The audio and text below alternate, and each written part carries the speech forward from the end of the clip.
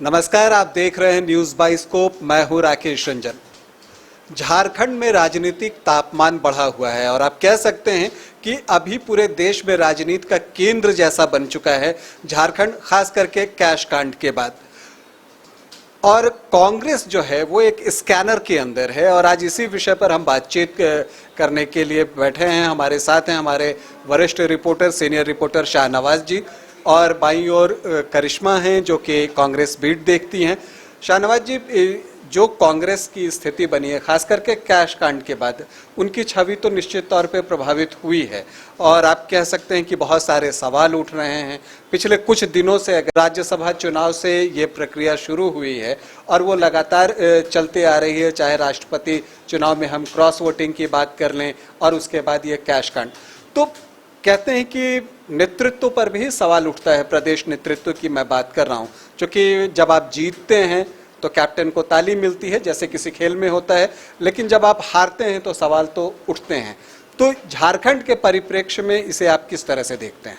बिल्कुल, कहीं न कहीं झारखंड जो है वो सत्ता की भागीदार के तौर पर है और सबसे बड़ी भागीदार है झामुमो के बाद। लिहाजा अगर उसके अंदर कोई भी एक्टिविटी होती है तो सीधे से सरकार की सेहत से जोड़कर देखा जाता है। वर्तमान में पार्टी के जो प्रदेश नेतृत्व है और राजेश ठाकुर के हाथों में है, केंद्रीय नेतृत्व उन पर आस्था रखती है, लिहाजा उनकी अगुवाई में प्रदेश का जो संगठन है वो कामकाज कर रहा है। लेकिन साथ ही सीएलपी लीडर है आलमगीर आलम साहब, वो वरिष्ठ नेता हैं, मंत्री हैं, कैबिनेट मंत्री का दर्जा रखते हैं, लिहाजा वो भी कहीं न कहीं पार्टी के कामकाज में उनका जबरदस्त दखल होता है और उनकी बातें सुनी भी जाती हैं। आपको याद होगा कि जब उनका कैंपेन चल रहा था 2019 में, तो खुद प्रियंका गांधी उनके कैंपेन के लिए आई थी, उससे उनका कदकाठी समझा जा सकता है। बहरहाल ये जब से 3 विधायक कैश के साथ पकड़े गए हैं और आज वो कहीं ना कहीं सीआईडी की रिमांड में है, और कहीं ना कहीं ये आपने बिल्कुल सही कहा, इससे पार्टी की छवि प्रभावित जरूर हुई है। इससे आगे भी कहा जा सकता है, लेकिन थोड़ा इंतजार जरूर किया जाना चाहिए उसके।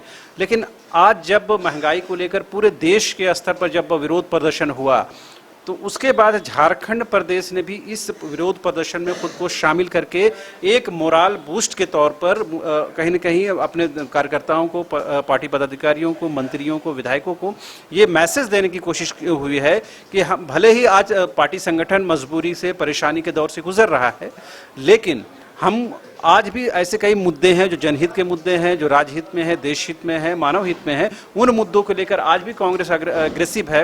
यही वजह है कि आपको पता होना चाहिए कि जो बड़े हमारे लीडर हैं कांग्रेस के, आप उनमें बन्ना गुप्ता के नाम ले लें, दीपिका पांडे की बात कर लें, खुद जयमंगल की बात कर लें, राजेश ठाकुर की बात करें, तमाम लोग आज सड़कों पर उतरे और कहीं न कहीं पुलिस से उनकी नोकझोंक भी हुई।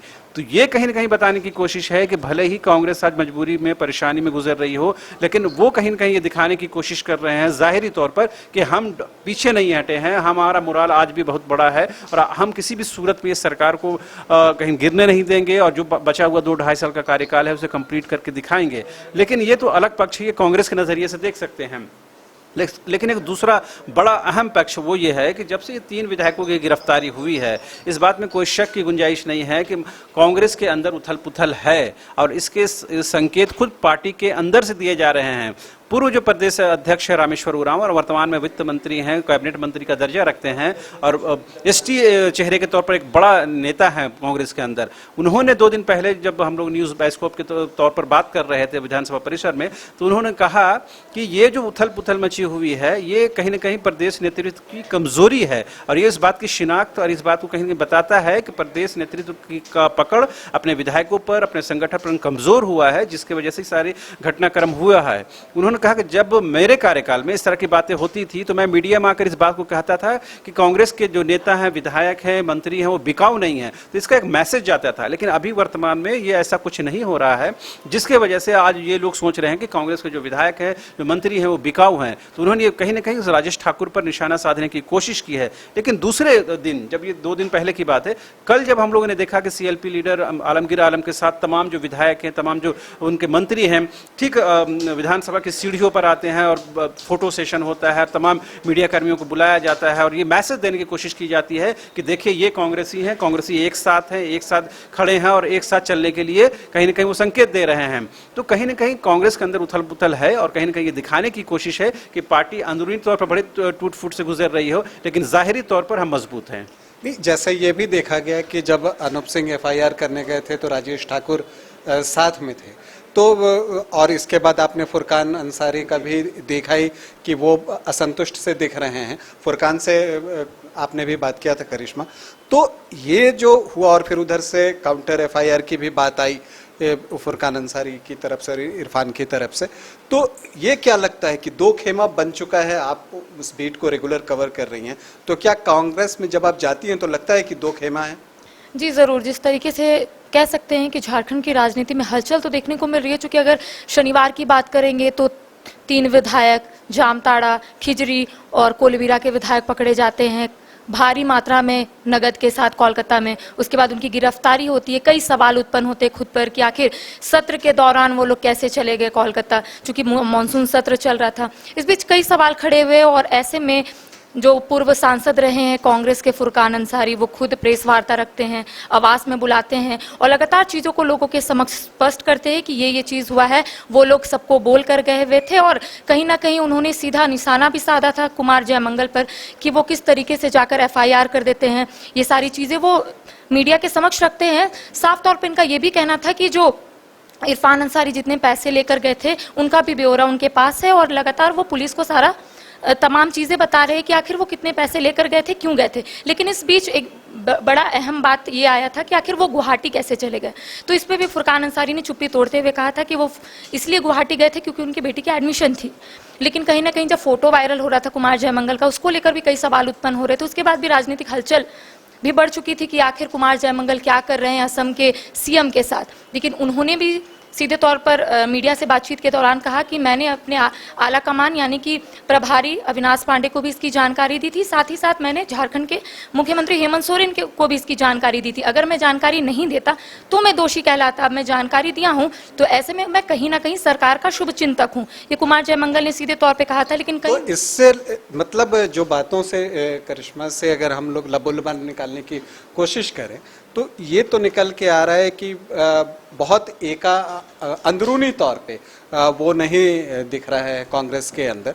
तो ये जो खींचतान है ये कितना नुकसान पहुंचा सकती है कांग्रेस को? हालांकि आज एक ये अवसर था, जैसा आपने कल आलमगीर आलम वाला एक इंस्टेंस बताया और आज महंगाई को लेकर जिस तरह से कांग्रेसी इकट्ठे हुए, तो ये एक मौका होता है कि आप एक कंबाइंड एक यूनिट के तौर पे बंधते हैं। लेकिन ये जो अंदरूनी खींचतान है ये तो सच है कि ये अंदर में कहीं ना कहीं है। इसके अलावा जो बातें हवाओं में तैर रही हैं, पता नहीं उसमें कितनी सच्चाई है कि मंत्री बदले जाएंगे तो ये होगा वो होगा, तमाम तरह की बातें। अब कितनी सच्चाई है ये हम नहीं जानते। तो इन सब का कितना असर झारखंड में कांग्रेस की छवि को पड़ रहा है और इसका ये कितना बड़ा संकट हो सकता है कांग्रेस के लिए आने वाले समय में? देखिए, सबसे बड़ा संकट अगर कोई इस वक्त फेस कर रहा है तो प्रदेश अध्यक्ष के तौर पर राजेश ठाकुर फेस करेंगे, क्योंकि अगर उनके नेतृत्व में ये सब कुछ पार्टी संगठन काम कर लेकिन उनके नेतृत्व में बाई इलेक्शन जीती भी है कांग्रेस। बिल्कुल, इस बात से इनकार नहीं किया जा सकता है। लेकिन जब पार्टी संगठन की बात होती है, क्योंकि मूलतः प्रदेश अध्यक्ष की जिम्मेदारी है पार्टी संगठन को एक रूप में रख के एक प्लेटफॉर्म में एक मंच पर उसको बनाए रखना है। लेकिन ये जो 3 लोगों की गिरफ्तारी होती है ये कहीं न कहीं राजेश ठाकुर के लिए मुश्किल वक्त की शुरुआत के तौर पर देख सकते हैं। और हमारे जो सोर्सेज हैं वो कहीं न कहीं इस बात की ओर इशारा कर रहे हैं कि आने वाले दिनों में, बहुत निकट भविष्य में हो सकता है कि कांग्रेस के प्रदेश अध्यक्ष का चेहरा बदला जाए। ये बातें बड़ी इस वजह से भी हो जाती हैं कि 2-2.5 साल के कार्यकाल में कांग्रेस के अंदर इस तरह की गतिविधियां नहीं हुई जो हाल के 1 सप्ताह के अंदर हुई हैं। और वो अगर प्रदेश अध्यक्ष के तौर पर राजेश ठाकुर की जिम्मेदारी बनती है, अगर वो नहीं लेते हैं तो अलग बात है। हालांकि हम लोगों ने कई बार इस बात को बताने और समझाने की कोशिश की है कि आपकी जिम्मेदारी इस पर आयद होती है कि प्रदेश अध्यक्ष हैं, लेकिन उन्होंने कहा कि हमारी कोशिश यही है कि पार्टी संगठन को एक रूप के साथ ले जाया जाए। अगर कोई उससे अगर हट जाता है तो हम कोशिश करते हैं कि उसको लाइन पर लाया जाए, उसके बावजूद भी ये चीज़ें हो जाती हैं। तो पहला जो नुकसान होगा, प्रदेश अध्यक्ष के तौर पर चेहरा बदला जा सकता है।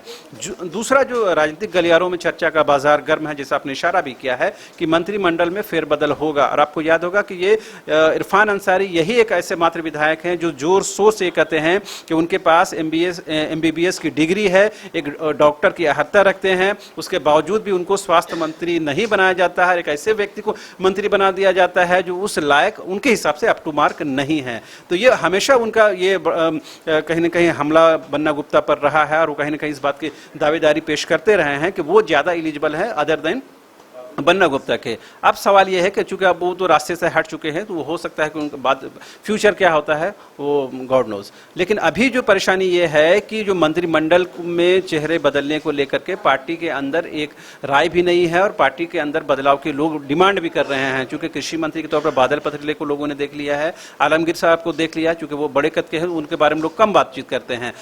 रामेश्वर उरांव के बारे में बातचीत होती है और खास करके बन्ना गुप्ता और बादल पत्रलेख, इन दोनों को लेकर पार्टी संगठन के अंदर ये कहीं न कहीं बातें होती हैं कि एक चेहरा दूसरा देने की जरूरत है ताकि कहीं न कहीं जन आकांक्षाओं को पूरा किया जा सके। और आपको पता है कि जो 12वां मंत्री का जो बर्थ है वो खाली है, कहीं न कहीं उस बर्थ पर भी कहीं न कहीं डिमांड होती है। हालांकि चूंकि उसके अंदर सरकार के अंदर ही उसको लेकर के बहुत ज़्यादा एकजुटता और मनभेद है, इसके वजह से वो 12वां पद है वो खाली है। लेकिन बहरहाल इन तमाम गतिविधियों के बीच में कांग्रेस को नुकसान हो रहा है, ये हमें दिख रहा है। और ये पार्टी संगठन के अंदर भी तमाम लोगों को पता है, मीडिया में बताने के लिए बातें नहीं होती हैं। खुद आलमगीर आलम साहब कहते हैं कि ये बहुत सारी बातें ऐसी होती हैं जो हम मीडिया में नहीं बता सकते हैं। लेकिन कल जब विधायक दल की बैठक विधानसभा परिसर में होती है और इस सवाल को लेकर जब हम लोग मांडर की विधायक शिल्पी नेहा तिर्की से पूछते हैं, तो वो बताती हैं इशारों में कि जो कुछ चल रहा है इसके बारे में बहुत स्पष्ट तस्वीर कांग्रेस के अंदर से हम लोगों को दी गई है।